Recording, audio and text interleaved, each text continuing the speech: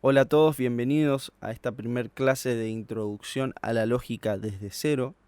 Estoy contento por el amplio público interesado y la gran cantidad de inscriptos que son de diferentes disciplinas. Primero voy a decirles que necesito introducirlos al campo en esta clase sin generar muchas discusiones, sin problematizar muchos conceptos. Voy a tratar de brindarle conceptos y nociones para después poder problematizarlas o reflexionarlas. Es decir, no pueden discutir algo que aún no conocemos, ¿no es cierto? Estaríamos discutiendo sobre castillos de arena. Acá voy a ir combinando aspectos muy pragmáticos, aplicativos, con algunos detalles, nociones y fundamentos históricos como filosóficos. La lógica se piensa como adjetivo, adverbio y sustantivo. Esas son algunas connotaciones que tiene la lógica de manera vulgar, es decir, como adjetivo cuando como sinónimo de correcto, Es re lógico eso. como adverbio cuando decimos lógicamente, como también como sustantivo, como una facultad mental, como usar tu lógica como algo que tenés dentro.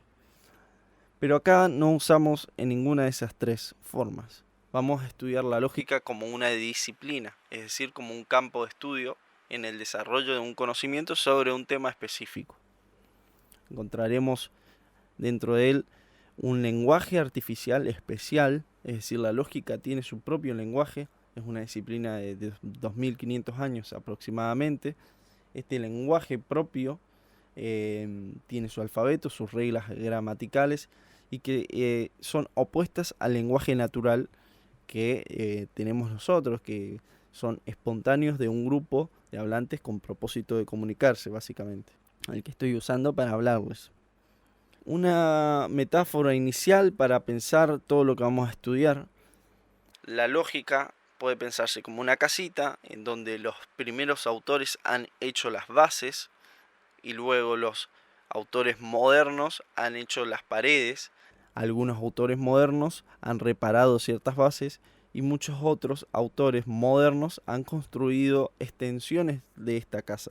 Pero nunca vamos a encontrar que cada uno haya hecho la suya.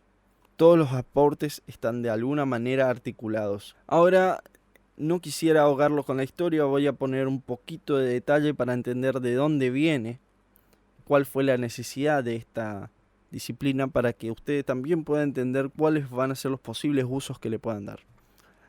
En la antigua Grecia se acostumbraban a organizar debates públicos. Habían dos personas, de las cuales una debía sostener un juicio y el otro debía, por medio de preguntas y otros métodos, intentar refutar ese juicio. Es decir, había uno que estaba en un rol pasivo, simplemente tenía que decir que sí o que no a todo lo que el otro le preguntaba. Similar a un juicio en donde estás en el estrado y el abogado, el fiscal te está haciendo preguntas. Lo mismo también puede ser en un final de tesis, de grado, de doctorado, en donde estás presentando tu tesis y termina tu presentación y el jurado empieza a hacerte refutaciones. Te dice, bueno, Tu tesis dice tal cosa, pero los hechos nos muestran tal otra. Por lo tanto, tu tesis es inválida, hiciste todo tu trabajo de manera innecesaria, así que anda a hacer de nuevo tu tesis. eso puede ser un posible resultado. Se suponía que era un debate honesto, en donde el que sostenía la afirmación tenía que aceptar cuando perdía. Pero como es la naturaleza humana, había ciertos individuos que no querían aceptarlo y se generaron bandos y apodos. Existían los erísticos, los retóricos, los sofistas y demás. Este método entonces se llamaba la dialéctica. Dialéctica tiene muchísimas connotaciones. Acá vamos a utilizar en este sentido, en el cual esta forma de proceder, estas dos personas que debatían se llamaban dialecticois. En este intercambio se podía devenir a un conocimiento verdadero, a una verdad, aparentemente, o también se podía hacer lo que se llama en lógica la reducción al absurdo, que es llevar la proposición hasta los límites de su interpretación. Por ejemplo, si yo dijese que todos los perros son buenos, y yo llevo hasta los límites esa proposición, puedo decirle refutando, si todos los perros son buenos, el perro que me mordió y que mató también a mi hija y a mi hermano y a todo este pueblo, es un perro bueno y nos salvó de toda esta gente maldita.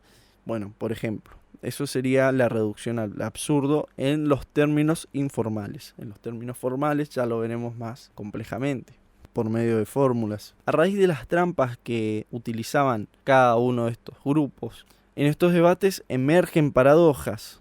¿Qué son las paradojas? Son argumentos acorde a las reglas, pero que poseían como conclusión una afirmación difícil de aceptar o que se opone a los que los sabios y demás consideraban, o que se oponía a las reglas, es decir, era conforme a las reglas que establecían que era verdadero y que era falso, pero que a la vez rompía estas reglas o era muy difícil de aceptar o imposible de aceptar. Por ejemplo, la paradoja de Eubúlides de la escuela de los Megarian. Los Megarian aportaron muchísimo al campo de la lógica y que eran opuestos a los peripatéticos. Bueno, no importa. La paradoja dice así: un hombre afirma que está mintiendo. Lo que dice es verdad o es falso. Como podemos ver, la oración es válida, se puede decir si es verdadera o es falsa. El problema es que nos genera un problema en la interpretación. Pero además de las paradojas, que eran efectivamente válidas, aparecen las falacias y los sofismas, argumentos que parecían conforme a las reglas, pero no lo eran. Y acá vamos a incluir los paralogismos, las erísticas, las entimemas. Son todas muy parecidas. La diferencia es que en algunas hay intenciones de engañar por medio de un argumento que parece válido. En otras no hay intenciones de engañar, pero hay una equivocación, por ejemplo, en un paralogismo. Un ejemplo de las falacias es la falacia ad vericundiam, el cual consta de afirmar que un argumento es verdadero fundamentando en una figura de autoridad. Es decir, el cielo es celeste porque Dios dice. El inconsciente existe porque Freud dice. La programación es de tal manera porque el profe de programación me dijo que es así. Tengo que poner punto y coma, doble paréntesis porque me dijeron en programación. No alcanza eso a soportar la conclusión. No me puede fundamentar una conclusión, meramente esas premisas. Otra conocida es la falacia ad hominem, que consta en refutar el argumento del adversario desacreditando la figura personal de este. Por ejemplo, creo que lo que dice Carlos es falso porque Carlos es un liberal. O Martina no sabe ni dónde está parada, tiene 10 años, es una niña, no sabe de estas cosas. Es mentira lo que va a decir, no sé. O Mauro está equivocado porque es un viejo decrépito que no sabe nada de tecnología. En la solución a estos conflictos se fue generando más corpus teórico, como por ejemplo ante la célebre discusión acerca de la batalla naval de Aristóteles, este termina incorporando dos conceptos fundamentales, la contingencia y la necesidad, más que nada la contingencia. Ya lo veremos más adelante. Bueno, estas van a ser las primeras proposiciones que vamos a tratar de fundamentar.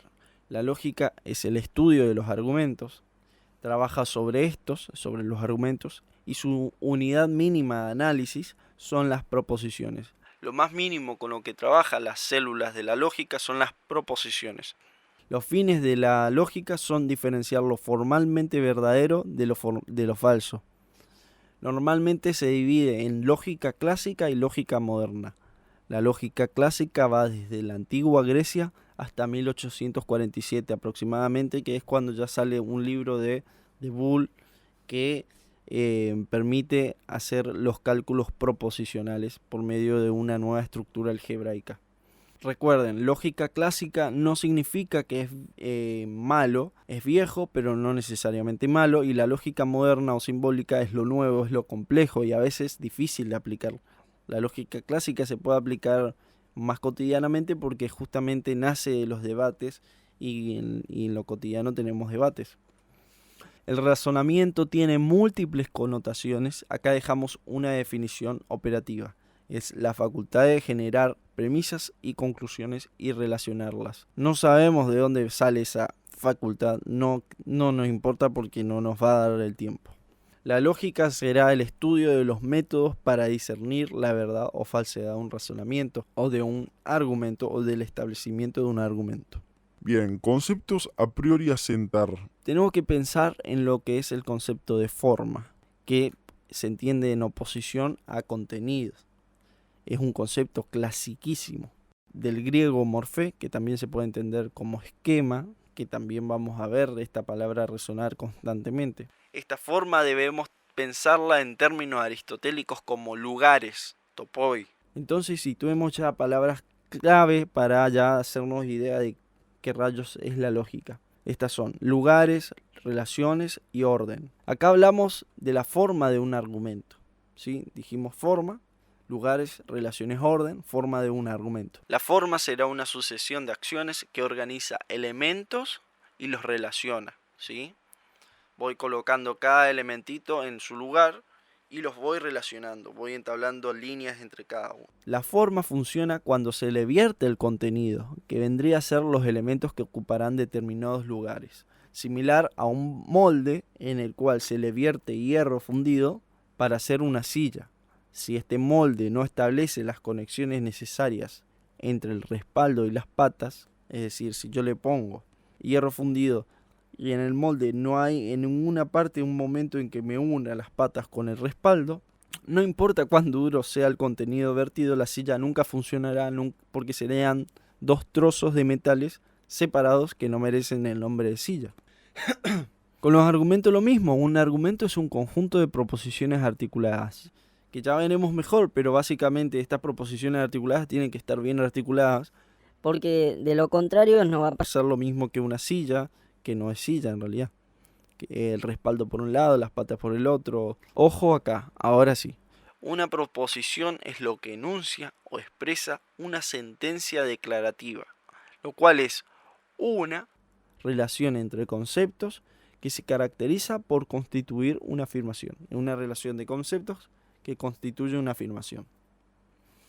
Los juicios que niegan una cierta relación entre conceptos también pueden considerarse como afirmativos en un sentido más amplio, siendo la afirmación de que no se da la relación en cuestión.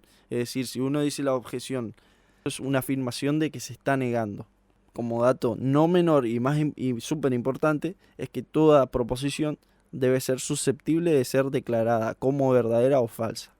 Ya vamos a probar eso. Veamos 4 ejemplos. Todos los jugadores de fútbol son astutos. ¿Eso yo puedo declararlo como verdadero y como falso? Sí, ningún gato es malo. ¿Eso puedo declararlo como verdadero o falso? Sí, algunos marcianos son buenos. Verdadero, algunos enanos no son malos. Verdadero. Hay que diferenciar enunciación, oración y proposición. Con esto ya nos va a poder hacer más cabeza de qué es una proposición.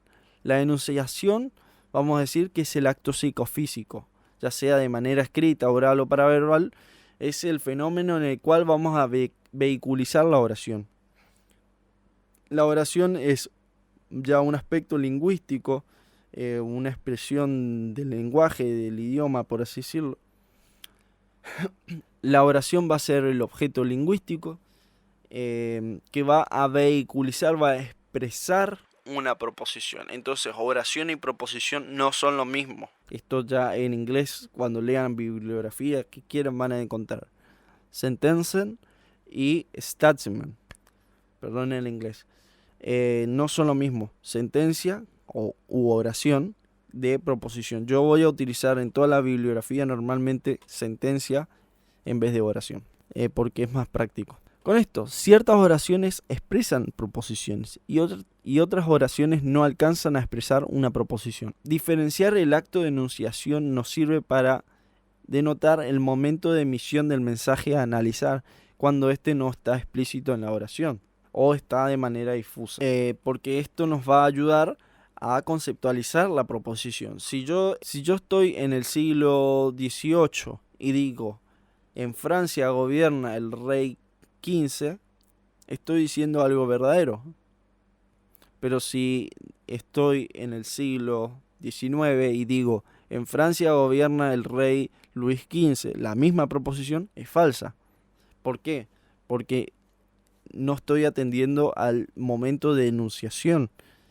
La solución sería incluir el momento de enunciación o el momento al cual me estoy refiriendo dentro de la oración, para que la proposición, que es la parte conceptual abstracta, se pueda comprender. Es decir, en el siglo XVIII gobierna Luis XV. Y si estoy en el siglo XIX, puedo decir en el siglo XVIII gobernó Luis XV, para no generar ese problema.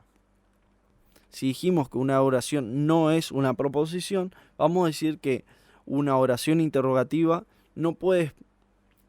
Si dijimos que una oración no es una proposición, sino que la oración expresa una proposición o la vehiculiza, vamos a decir que no toda oración puede expresar una proposición.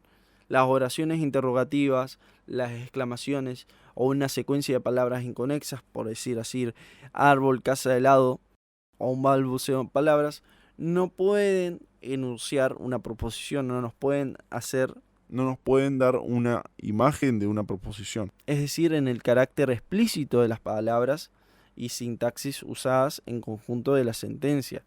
Yo de una pregunta obviamente puedo sacar miles de interpretaciones y de estas interpretaciones a sacar una proposición. Pero cuando nos referimos con que no todas las oraciones pueden vehiculizar una proposición, hablo en su carácter manifiesto, explícito, demarcado. Supongamos, si yo digo ¿de qué color es tu auto?, yo no puedo decir que es verdadero o falso la sentencia esta. Si yo digo ¿de qué color es tu auto? O quién es el mejor, no se puede decir que la oración interrogativa me va a demarcar una proposición determinada. No puedo decir que esta oración la puedo considerar como una afirmación verdadera o como algo afirmativo o como algo verdadero o falso. La objeción que se dice a esto es: pero si hay preguntas falsas, hay preguntas incorrectas. Cuando uno dice esa es la pregunta incorrecta, bueno, no. Lo que pasa es que dentro de esa pregunta hay una afirmación. Y cuando uno está diciendo que esa es una pregunta falsa, no se está refiriendo a la pregunta, sino a la afirmación implícita dentro de esa pregunta. Por ejemplo, si alguien te dice ¿qué hiciste con el dinero? Que, por ejemplo, a un sujeto que no robó ningún dinero le preguntan ¿qué hiciste con el dinero que robaste? Acá hay una pregunta capciosa y aquí contiene una afirmación de la cual partió la interrogación. Pero en conjunto como pregunta no puede indicarse que esta es falsa. No puedo corroborar la pregunta si es verdadera o falsa, ni con un evento externo, ni con otras sentencias para decir que esta es verdadera o falsa. Solamente puedo decir que la afirmación implícita que dice que el dinero, que dice que robé el dinero, es falsa. Otras oraciones como corre, ¿qué hace amigo? Hola, vamos, deja de molestar. En estas oraciones lo mismo. No están afirmando nada y por tanto no puedo declarar sobre esta ser verdadera o falsa. Una proposición se vehiculiza por medio de una oración declarativa, lo más clara posible, reduciendo ambigüedades y equívocos. Un argumento cargado de proposiciones ambiguas versará de ser una falacia de ambigüedad o falacia de equivocación. Con esto, los lógicos tienen una forma de escribir muy definitoria donde cada concepto será definido e intentan no dejar lugar a elementos susceptibles de adquirir múltiples significados. Hay varios tipos de proposiciones. De la lógica clásica vamos a distinguir 4. Acá se conjugan las de Aristóteles con la de los estoicos. Tenemos las proposiciones afirmativas o categoriales, es decir, las que dicen Matías es un capo.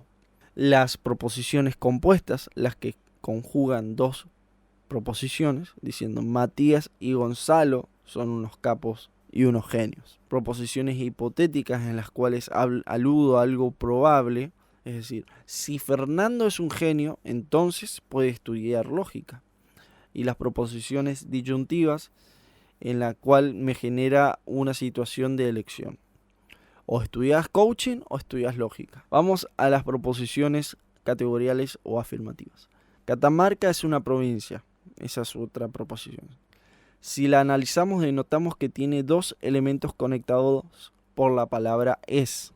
En este caso hay sujeto cópula, predicado. El sujeto aquí sería Catamarca. La cópula sería el conector entre sujeto y predicado, donde el predicado sería provincia. Entonces, Catamarca es sujeto, sería la cópula y provincia sería el predicado. Están esos dos términos, Catamarca y provincia, conectados por lo que es la cópula. Entonces, las proposiciones categoriales son aquellas que establecen una afirmación acerca de un sujeto. Predican acerca de un sujeto o una cosa. Sujeto no hablo de persona como en sí, sino en términos lingüísticos, eso que hemos aprendido en la primaria, una posición dentro de la oración a la cual se le va a atribuir algo. Predican acerca de un sujeto. Las proposiciones categoriales incluyen o excluyen una clase dentro de otra clase. Entonces, ¿qué digo con clase? En lógica, tal como la tradición aristotélica, se piensa que cada elemento pertenece a algún género o especie o categoría. Es decir, los perros, mi perro pertenece al género de los perros y los perros pertenecen al género de los animales y así en adelante. Facundito pertenece a la clase de los seres humanos y los seres humanos pertenecen a la clase de los animales y los animales pertenecen a la clase de los seres. Y bueno, en algún momento podemos pensar los límites de esto. Hoy se mejoró esto de los géneros, las especies o categorías que utilizaba Aristóteles y se habla más de clase o conjunto. ¿Qué lugar ocupan las personas con nombre, apellido y DNI específico? Bueno, ellos pertenecen al conjunto o a la clase de sí mismo. De este modo permite operacionalizar y conjugar los términos dispuestos en la proposición. Si digo Martín Ezequiel Fernández con DNI 40 411 899 es recapo, incluimos la clase Martín Ezequiel Fernández con DNI 40 dentro de la clase capo. Entonces incluyo una clase, no me importa que sea Martincito, una persona muy singular, el único en su especie, el único, justamente, bueno, lo único que puedo hacer de esa persona, no me importa, sigue siendo una clase. De esta manera yo puedo operacionalizar, puedo trabajar, puedo atribuirle cosas, puedo mezclar Martincito, el singular más singular de los singulares, con categorías como capo, como genio, como idiota, lo que sea. Ahora vamos a pensar lo que son los cuantificadores, la cualidad y la distribución. Ya dijimos que una proposición está compuesta por un sujeto, un predicado y una cópula. Sujeto es la clase a la cual se le va a atribuir una categoría o otra clase, y predicado es la clase que se atribuye al sujeto, lo que se predica sobre el sujeto. Son lugares que se ocupan dentro de una oración. Cuantificadores, cualidad y distribución son otros elementos de la proposición. Cuando hablamos de cuantificadores, tenemos que pensar universal o particular. Kant agrega al de singular, pero no le importa la lógica, no le ha importado porque es algo nimio. Los cuantificadores aluden a la cantidad de miembros de la clase sujeto a la cual se predica o atribuye algo. Estos son los conocidos todos, algunos, ningunos. Cuando yo digo todos los hombres blancos son explotadores, acá estoy aludiendo a la clase completa de todos los hombres blancos, a la cual le vamos a atribuir pertenecer a la clase de explotadores. Esos serían los cuantificadores. Son entonces instancias que nos demarcan la cantidad de miembros a las cuales la clase sujeto pertenece o se le atribuye el predicado, la clase predicado. Algunas mujeres son asesinadas por su género. Acá aludimos a la clase mujeres, pero no de manera total, sino parcial. E incluimos esta clase de manera parcial dentro de otra clase. Asesinados por su género. Otro ejemplo es... Acá también hablamos de toda la clase hombre, aunque parezca que no. Hablamos de la clase hombre y negamos la inclusión de esta en la clase nacidos machos. Es decir, nos referimos que todos los hombres no nacen machos. Cuando hablamos de todo el conjunto o la clase, hablamos de un cuantificador universal. Cuando estamos predicando algo a todo el conjunto de la clase de sujeto, estamos hablando de un cuantificador universal. cuando hablamos de al menos un miembro de la clase, cuando atribuimos algo a un miembro de la clase, o cuando referimos a ello, hablamos de un cuantificador particular. Entonces, universal, particular. Sujeto, predicado, cópula. Ya vamos a tener también un glosario con todos estos conceptos. Sujeto, predicado, cópula, cuantificadores universal y particular. Ahora, cualidad. Afirmación o negación significa. Se trata de la carga polar que posee la cópula. Imaginemos una pila que tiene positivo y negativo. Bien, entonces podemos decir que la declaración puede ser afirmativa o negativa, que la proposición puede ser afirmativa o negativa. Se afirma o niega la relación de inclusión. Referimos con positivo o negativo a la afirmación o negación de la relación de inclusión de un predicado sobre un sujeto o de un sujeto sobre un predicado. ¿Qué se afirma? ¿Qué se niega? Se afirma o se niega la relación de inclusión del sujeto dentro del predicado. Ya vamos a ver también. Marcos es un genio.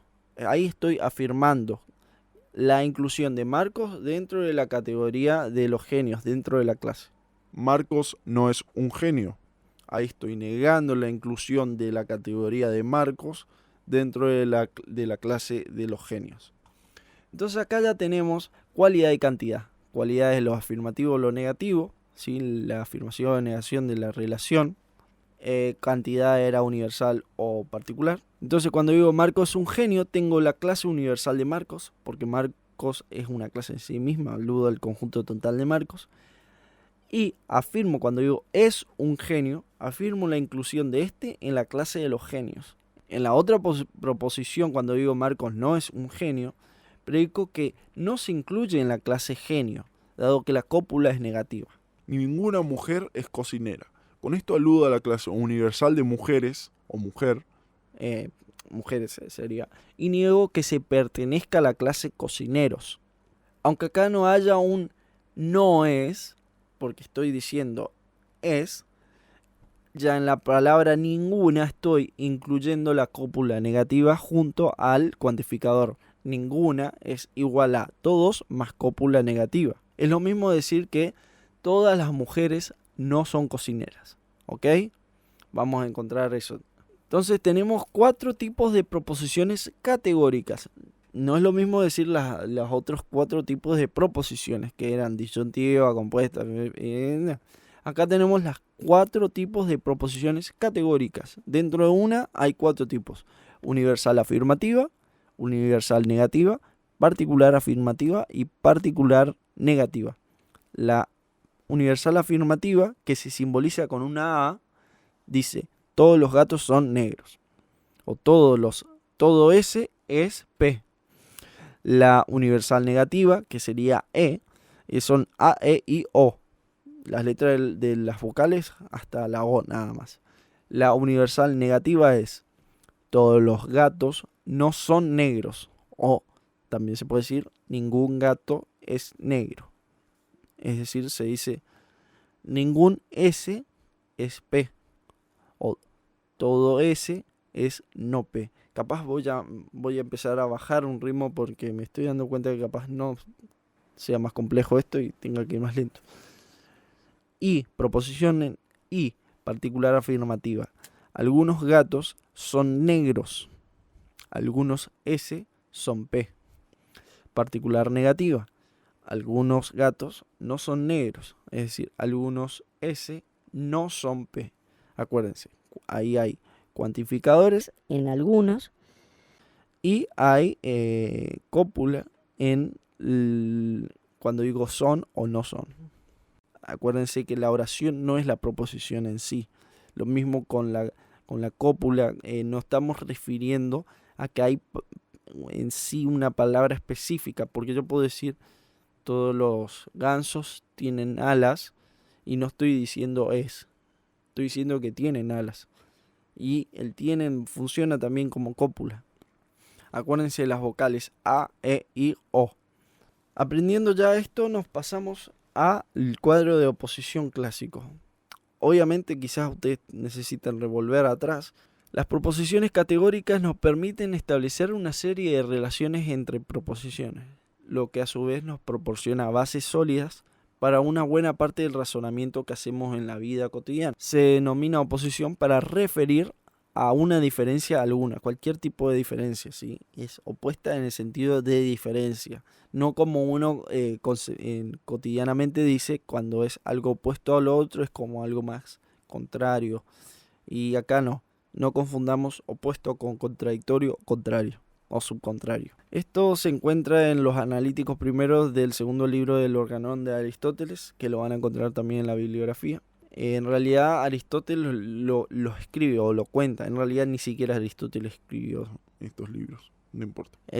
y la representación se la hace el editor. Recuerden, A, E, I, O. Este cuadro nos va a poner en relación estas 4 proposiciones. Tenemos que todo S es P y hay una flecha que dice contrarias a la proposición E que diga ningún S es P.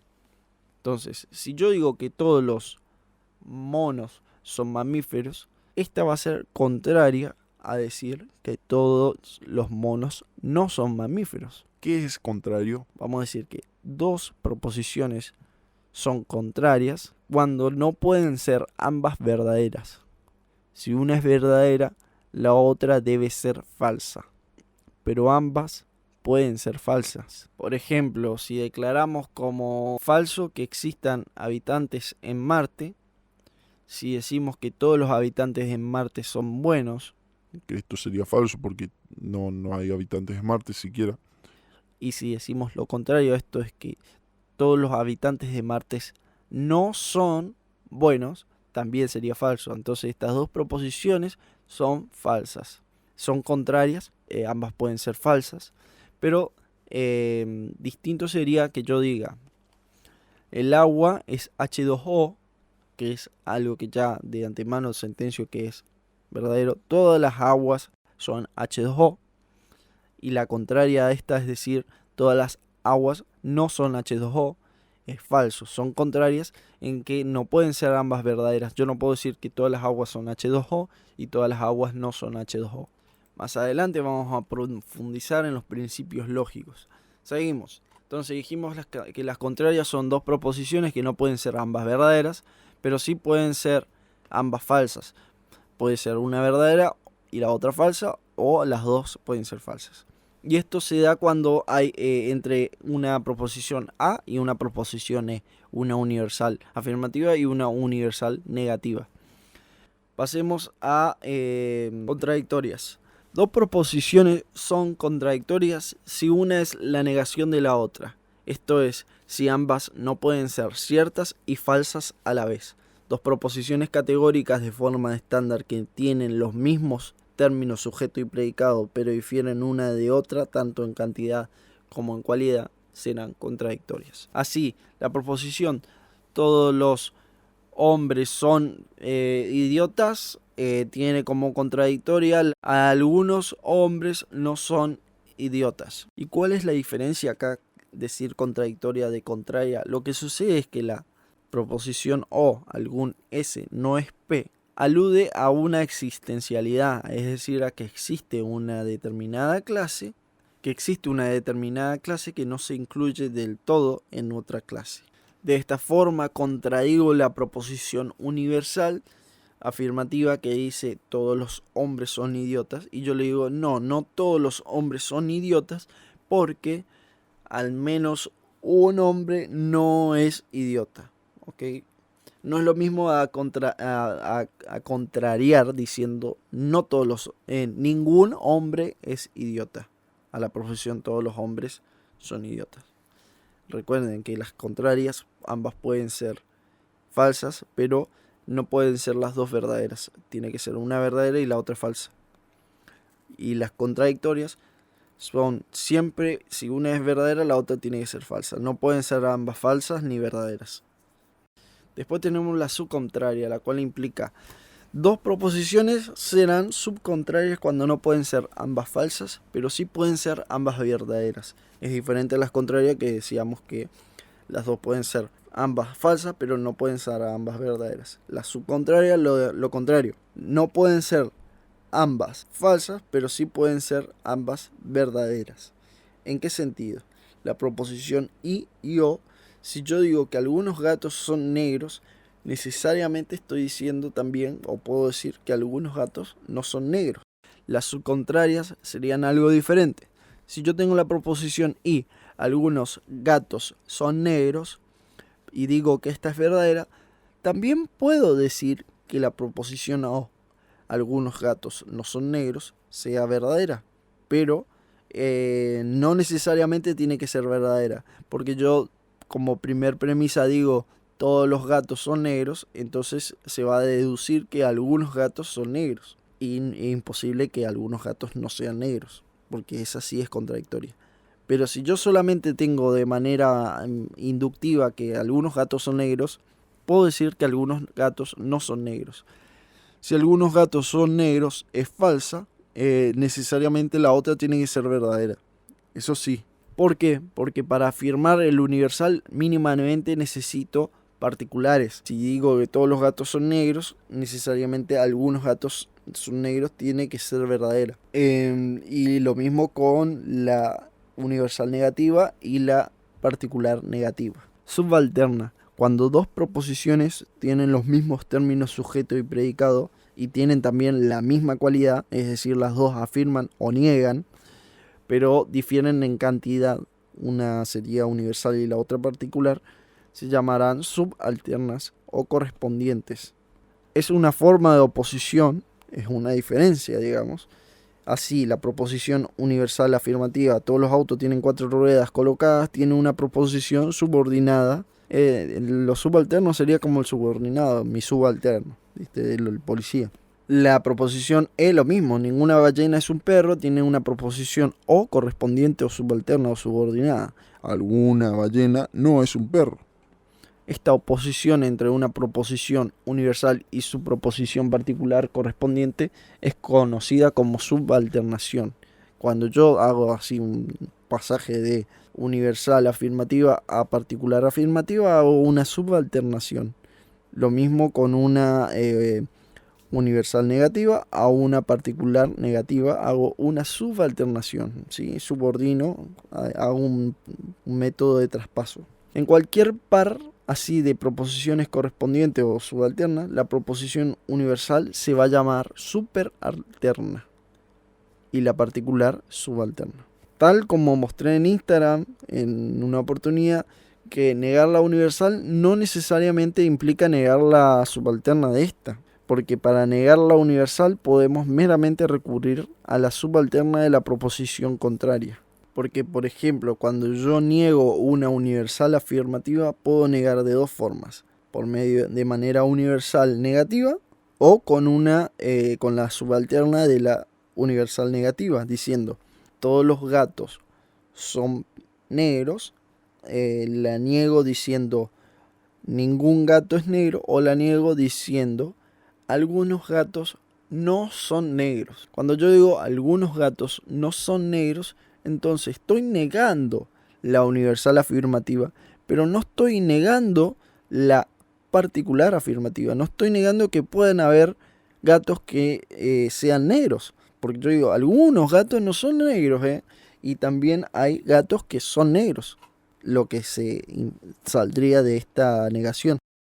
Entonces, negar un universal por medio de una contradictoria no implica que se niegue su subcontraria. Si yo digo ninguna mujer muere por culpa del patriarcado, una universal negativa, yo la puedo negar con la contradictoria esta, que es algunas mujeres mueren por culpa del patriarcado. De esta manera yo no estoy negando que algunas mujeres no mueran por culpa del patriarcado, pero sí estoy afirmando que algunas mujeres mueren por culpa del patriarcado, y por lo tanto estoy negando la proposición inicial de que ninguna mujer moría por culpa del patriarcado. Es decir, negar la universal por medio de una contradictoria, miren el cuadrito, o por medio de la subalterna de la contraria, no implica negar la subalterna. Esto solo pasará si yo niego la universal afirmativa con una universal negativa o viceversa, pero no con una contradictoria. Bien, pasemos a los argumentos. ¿Qué es un argumento? Es una secuencia ordenada y combinada de dos o más proposiciones. Dijimos que las proposiciones son la unidad básica de la lógica. Este orden es similar al de una casa. Imaginemos una casa donde tenemos base y techo, con paredes, obvio. Si el techo no se realiza sobre una buena casa, este cae, como decía Jesús. Si edificas sobre arena, se te caerá, no sé. Y si edificas sobre roca, esta permanecerá fuerte. Bueno, si el techo no se conecta a la base, obviamente no habrá ni techo, se cae el techo. Si la base, en cambio, está súper bien hecha y está conectada al techo, se va a mantener firme, entonces tenemos una buena casita. Entonces, reemplacemos base por premisa y techo por conclusión. Conclusión significa fin o terminación de algo. Entonces ya vamos reemplazando y nos hacemos la idea de que es un argumento. Tenemos las premisas, que es la proposición utilizada en un argumento para dar soporte a alguna otra proposición. La conclusión es la proposición que concluye el argumento, que lo termina. Esta es fundamentada por las premisas. Las premisas le van a dar sustento, le van a dar base. Las premisas son las bases, la conclusión es el techo. Argumento se usa cotidianamente para decir fundamentos, pero acá se habla todo el conjunto. Un argumento es la casa completa, no es el techito, ni tampoco es la base, es la casa en sí, todo el conjunto. Hay diversos tipos de argumentos, como también hay tipos falaces de argumentos. Aquí unos breves ejemplos de argumentos válidos. Tengo dos premisas. Una dice, todos los ventiladores tienen 3 velocidades, y la segunda dice, esto es un ventilador. Por lo tanto, la conclusión es que este ventilador tiene 3 velocidades. Esto es un argumento válido, se está sustentando como re bien sobre una base. El techito de decir que este ventilador particular tiene 3 velocidades condice con la proposición inicial, la premisa inicial de que todos los ventiladores tienen 3 velocidades. Y si esto es un ventilador, necesariamente tiene que tener 3 velocidades. Si no, no va a ser un ventilador. Otra, si está lloviendo, está nublado. Esa es la primera premisa. La segunda premisa dice, está lloviendo. Entonces, la conclusión es, entonces está nublado. Porque si está lloviendo, necesariamente, si yo primero digo, si está lloviendo, necesariamente tiene que estar nublado. Ahí declaro la primera premisa. La segunda dice, está lloviendo. Y con la segunda afirmo ya. Y la tercera, entonces, demarca lo que necesariamente tiene que suceder. Otra, elegí café o helado. No quiero café. Conclusión, por lo tanto, pizza. En otro caso, Gilberto es bueno. Laurita es buena. Dos premisas. Y ahí la conclusión, por lo tanto, Gilberto y Laurita son buenos. Estos argumentos poseen dos premisas y una conclusión, donde la conclusión se sigue o extrae directamente de las premisas. Es decir, la conclusión no sale de cualquier lado, no es un invento, un delirio de la nada, sino que está totalmente conectada con las premisas. Miremos a ver qué pasa cuando no están conectadas, cuando la base no está bien hecha o el techo no está conectado a la base. Yo tengo las dos premisas. La Tierra es un planeta y la segunda premisa dice, el Sol es una estrella. La conclusión dice, por lo tanto María es la Madre de Dios. No tiene nada que ver una cosa con la otra. Tengo el techo por un lado y la base por el otro. Este ejemplo burdo denota claramente que lo indicado en 1 y 2 no tiene nada que ver. Si Gustavo es un gato, Margo es un perro. Margo es un gato. Por lo tanto, Gustavo es un perro. Acá ya está más complejo, acá está más difícil de entender. ¿Es válido o es inválido? Bueno, esto es inválido. Vamos a continuar porque se va la hora. Esta forma entonces de dos premisas y una conclusión se llaman silogismos, que también en esta clase vamos a estudiar. Concepto de inferencia. La inferencia es el proceso por el cual se obtienen proposiciones a través de otras proposiciones. Es decir, proceso por el cual saco premisas, conclusiones, proposiciones a través de otras proposiciones. Ya sea conclusiones o premisas, no importa. La inferencia me da proposiciones. ¿Sí? Un proceso para sacar proposiciones por medio de otras. Es un método, básicamente.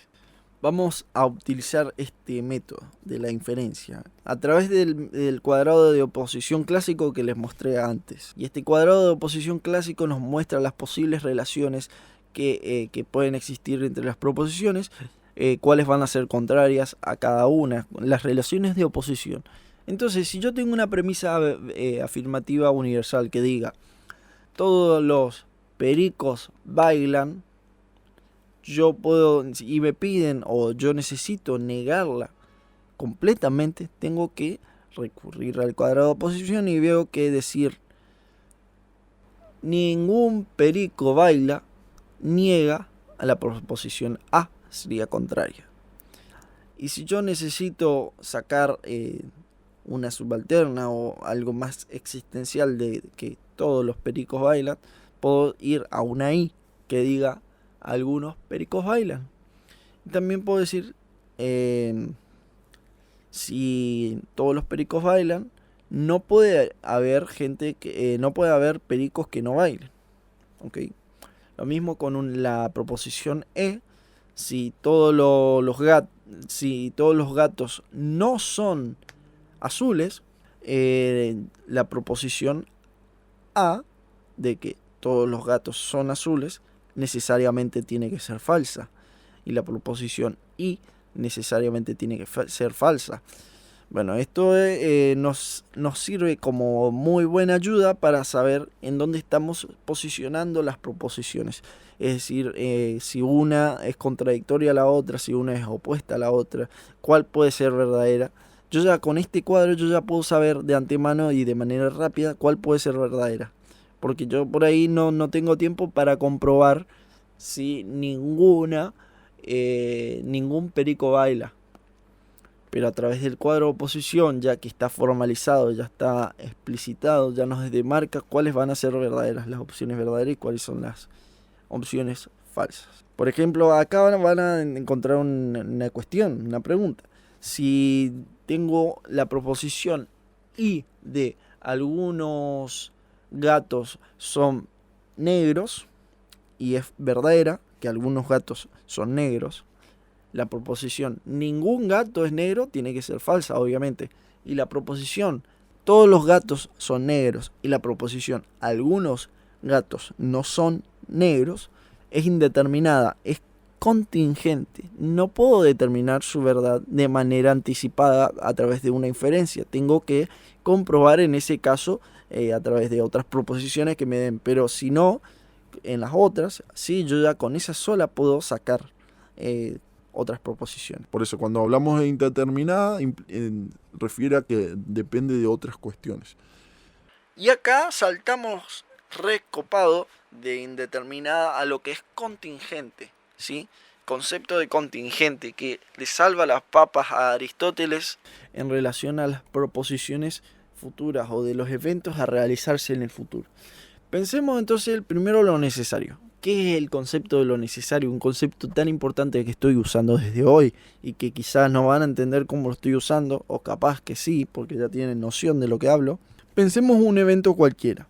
Si este es imposible de que no sucediese, por ejemplo, digo, mañana va a salir el sol, es imposible de que no sucediese, de que mañana no salga el sol, es imposible, digamos, el sol va a salir mañana, obviamente, es imposible que no salga. Que debe acontecer sí o sí, que es imposible que no sucediese, que por motivos extraños del mundo en el que vivimos, eso será tal cual. Hablamos entonces de algo necesario. Es necesario que se va a dar sí o sí de tal manera y nunca de otra. Es imposible que no sea. Lo necesario es establecido mediante una cadena de proposiciones donde cada una de ellas implica o llama a la necesidad de la otra para ser, y por tanto, si se da una, se tiene que dar la otra. Es decir, hay una cadena de proposiciones en las cuales una llama a la otra, le dice, si yo funciono, tú tienes que funcionar. Bueno, con la proposición del sol hay certeza, es necesario que salga el sol de mañana porque hay una banda de proposiciones que estoy eludiendo ahora, pero que implican necesariamente de que el sol va a salir mañana. Podemos pensarlo mejor en los juicios matemáticos, en las proposiciones matemáticas. Siempre hay necesidad, es decir, que 2 más 2 sea igual a 4. 2 más 2 va a ser igual a 4 siempre en un sistema decimal. Siempre va a ser 2 más 2 igual a 4. 5 más 5 va a ser igual a 10 siempre. Cualquier cálculo va a dar el mismo cálculo siempre. Obviamente, si tenemos una ecuación de 3 términos, una ecuación diferencial, hay diferentes valores, pero esos diferentes valores van a ser constantes. El evento va a ser constante. Siempre me va a dar el mismo valor en esa bifurcación que se me hace la ecuación. No importa. Lo que digo es entonces que un triángulo siempre va a ser un triángulo de la misma forma, digamos. Siempre va a tener un triángulo rectángulo, va a tener un ángulo de 90 grados. Entonces ahí con la matemática espero que le pueden entender ahí mejor también, que es algo que se da siempre de la misma manera. Y ahí deviene la deducción. Si yo digo que todos los gatos son negros y después digo que todos los gatos son amables, necesariamente puedo decir que todos los gatos son negros y amables. No puedo decir otra cosa, se va a dar las dos cosas, sí o sí. Bueno, ahora en contingencia, ¿qué es la contingencia? Este concepto ya dije en los salvalaspapas. En una proposición futura, un evento que se está por dar mañana, digamos, cuando yo hablo de algo de que se va a suceder mañana, no puedo decir que sea verdadero o falso. Entonces no es una proposición. Si hago una declaración sobre el futuro, no puedo decir si es verdadera o falsa hasta que no suceda. Si digo, mañana se está por desarrollar una batalla naval, ¿cómo puedo discernir que esta va a ser verdadera o falsa? Hasta que no suceda. Si yo digo, mañana está por llover, sin otras proposiciones, por ejemplo, si digo, si está nublado, implica que mañana va a llover. Está nublado, entonces mañana va a llover. No, acá yo hablo de una declaración sobre un evento de mañana. Y digo, no sé si esta es verdadera o falsa hasta que no suceda. Entonces, nuestro sistema teórico tan sofisticado estaría pendiendo de un hilo. ¿Cómo hacemos para responder a esto? Que tiene que ser verdadero o falso. ¿Cómo lo encasillamos? Y esto se resuelve por medio de la distinción de lo contingente, que obviamente no creo que sea invento de Aristóteles, sino ya un antecedente. Podemos pensar en Heráclito. Entonces tenemos contingencia y necesidad en Heráclito por un lado y Parménides en el otro. Cuando indicamos que este puede suceder o no, que es posible, esto será contingente, admisible. También puede ser pensado con probabilidad, es probable que suceda. Y tengan en cuenta esta palabra probabilidad para cuando vayamos ahora en 2 minutos a lo que son los argumentos inductivos y deductivos. Entonces lo contingente es admisible, probable, contingente, posible. Es la unión entre lo no imposible, es decir, es posible, nunca no imposible, pero también es no necesario, no es constante de que suceda, no es que no puede no suceder, sino que puede no suceder como también puede suceder. Entonces, si no entendieron, escuchen de nuevo y ahí van a cazarlo. A esto no podemos dar un valor verdadero o falso a la proposición afirmativa de manera terminante, porque estaría haciendo una apuesta 50% verdadera o 50% falso de que mañana va a haber una batalla naval. Para resolver entonces se dice que esas son proposiciones contingentes. Básicamente eso, así, se responde así, son contingentes. Proposiciones que dependen de otras condiciones, de otras proposiciones para declarar su verdad. Esto mismo rompe la idea del determinismo propio de los estoicos. Los estoicos, que eran de una escuela, que venían de los Megarians, que era una escuela que hicieron muchísimo aporte en lógica y nadie sabe eso. Los estoicos, que por ejemplo propusieron las proposiciones hipotéticas, y muchas paradojas, ellos tenían la filosofía determinista, digamos, los sucesos van a suceder de tal manera, son necesarios Así que hay que cambiar nuestros pensamientos ante estos, básicamente. Entonces, Aristóteles nos dice, no hay un determinismo. Hay cosas que pueden suceder como no pueden suceder. Los eventos son contingentes. Sí, hay eventos necesarios, pero hay eventos que son contingentes. Y ahí se arma la guerra entre los estoicos y los peripatéticos, todos los aprendices de Aristóteles. Los estoicos se mataron escribiendo críticas a los peripatéticos.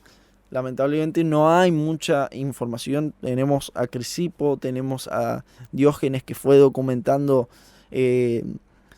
sobre la vida de los filósofos de aquella época. Bien, está haciendo frío.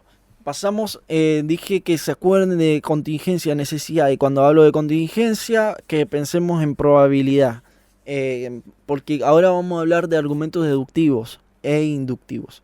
Existe algo que se llama teoría de la deducción. La deducción, más allá de lo que nos dicen, a veces, digamos, o en lo que nos han enseñado en la primaria, eso de inferir desde lo general a lo particular, más allá de esa reglita de eso es un razonamiento deductivo. La deducción es la formación de conclusiones que tienen una relación directa y necesaria con las premisas.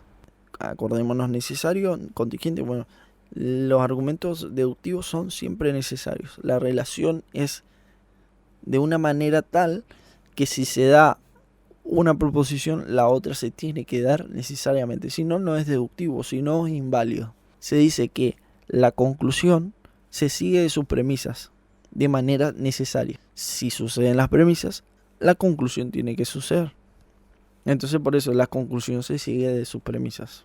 Por ejemplo, todos los blancos son una minoría que finge ser mayoría. Esta es una proposición, una premisa. Y yo tiro la otra premisa. Marcos es un blanco. Por lo tanto, entonces, necesariamente, si Marco era blanco, necesariamente será una minoría que finge ser mayoría. No puede darse de otra manera. Lo mismo en matemáticas. Hagamos una simple ecuación. 2 más x es igual a 4.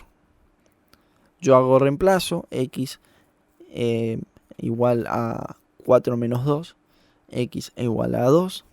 Necesariamente al reemplazar x me da 2 más 2 es igual a 4. Pero hay otro tipo de argumentos, los inductivos. Y acá pensemos en lo contingente. La lógica inductiva concierne a la construcción de argumentos cuya conclusión es solo probable. La conclusión es probable, es relativa a las premisas. Se liga de manera relativa a las premisas. Puede que la conclusión sea tal como puede que no. Es decir, si todo lo que me dices puede ser que mañana, si todo lo que me dices es cierto, puede ser que mañana sea día de lluvia, como no, digamos. Es el conocimiento estadístico tal cual como lo conocemos. Si 3 de cada 10 personas comen tomates en la mañana, puede ser que Jaimito coma un tomate en la mañana. Puede ser, como no. Entonces, la conclusión acá no se sigue necesariamente de las premisas, solamente se sigue por probabilidad, por posibilidad, por estadística. Es probable y posible, supongamos, si yo digo todos los lápices de esta canasta son blancos, por lo tanto todos los lápices del mundo son blancos. ¿Es un argumento deductivo? No, pero sí es un argumento inductivo. ¿Es probable y posible que los lápices de todo el mundo sean blancos? Sí, puede ser, pero no necesariamente lo sea, porque mis premisas que estoy dando no fundamentan ni soportan esta posibilidad. No alcanzan a cumplir el espectro de lo universal, estas premisas. Sí puedo decir que algunos lápices del mundo son blancos, sí, pero no puedo decir que todos los lápices del mundo son blancos de manera terminante, de manera necesaria. Lo mismo si yo digo, María me dejó plantado, María es transespecie, por lo tanto todos los transespecies son abandonadores. Entonces lo mismo pasa con María. ¿Puedo yo hacer tamaña conclusión? Sí, puedo decir que todos los transespecies son abandonadores en virtud de un caso particular. Pero la conclusión no se sigue necesariamente de las premisas. La conclusión no se ata como se ata una buena base a un techo, sino que se ata con alambre. Pues está duro, sí, soporta. Pero puede llegar el momento en que pase un vientito y te haga volar el techo. Nada me dice las premisas de que necesariamente se dé la conclusión, sino que esta es contingente, atañada a la constante comprobación. Puede ser que un día me encuentre con alguien transespecie no abandonador, o un lápiz de color blanco. Las lógicas inductivas y deductivas son importantes y tienen funciones propias cada una. En temas menos abstractos, la inducción es un método esencial de razonamiento. Ambos métodos pueden ser combinados. Y acá entra la metodología de la investigación y la epistemología, eso es el campo de ahí. Eso lo podemos dialogar para ver, ¿cómo podemos hacer